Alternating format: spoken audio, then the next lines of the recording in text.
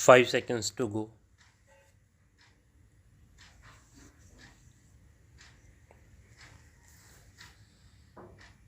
Start. Ever since I ordered the dissolution of the Lok Sabha in August this year, my government, in consultation with the state government and the Chief Election Commissioner, have been engaged in preparations for holding a country-wide poll for the Lok Sabha. In a few days, the Chief Election Commissioner will be formally announcing the poll schedule.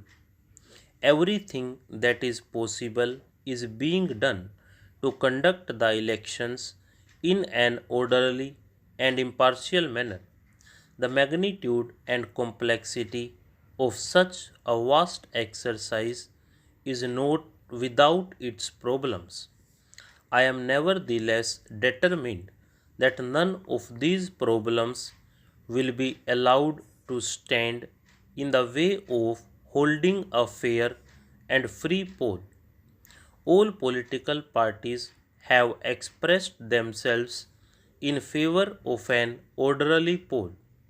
There is no reason whatsoever for a reasonable person to contemplate that the elections will be postponed on one ground or the other. I would like to appeal to all people in the country not to give credence to rumors which suggest that a postponement of the elections is imminent. Such propaganda is ill conceived and serves no purpose other than to create confusion.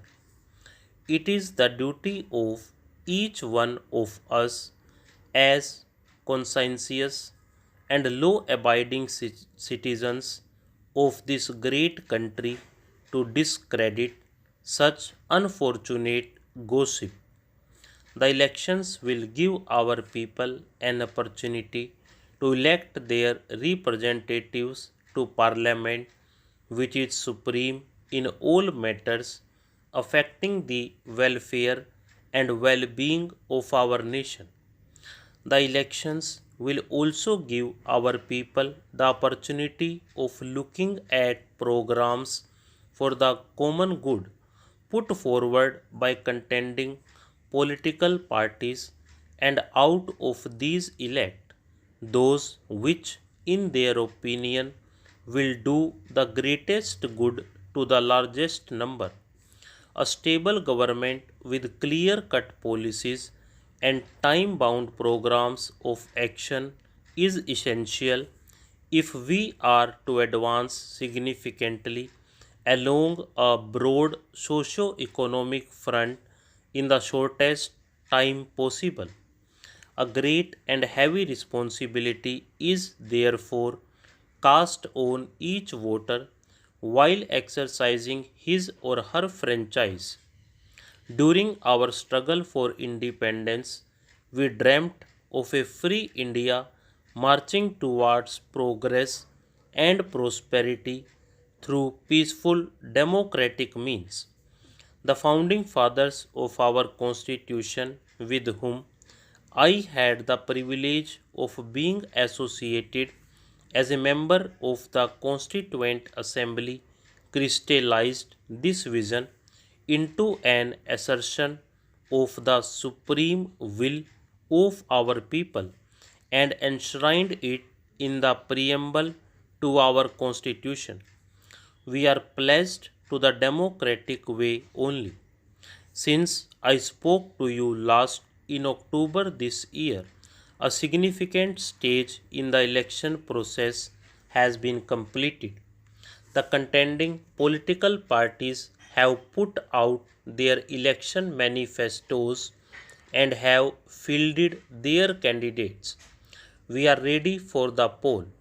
It is now for you to exercise your sovereign right as voters and express your preference for programs and individual candidates who will ultimately reflect your will in Parliament. The ensuing elections will give you an opportunity to put into positions of trust and responsibility for the next 5 years persons of character and integrity and a good record of public service. During the struggle for independence, our goal was freedom from the foreign rule. Having achieved this objective, we decided that the democratic way of life is most suitable to our ancient culture, our rich traditions, and the genius of our people. For 32 years since independence, we have worked hard to build, preserve, and maintain our way of life. We have achieved in this vast country a measure of unity in diversity for which we are respected. We are the world's largest democracy and can hold our heads high in the Committee of Nations because of the dignity we command on this account. As we look upon the world scene today, we see the severe strain which the democratic way of life is being subjected to all round us. The world watches us not without some apprehension as we prepare to go to the polls. I am confident that our people will, as in the past, discharge the heavy responsibility cast on them with maturity and objectivity. This will prove to world community and to ourselves that our faith in democracy remains unshaken. Election campaigns do necessarily raise controversy and tempers are occasionally frayed. I appeal to you, my countrymen, not to do anything by word or deed which will tarnish the fine reputation we have built up for ourselves as a mature nation.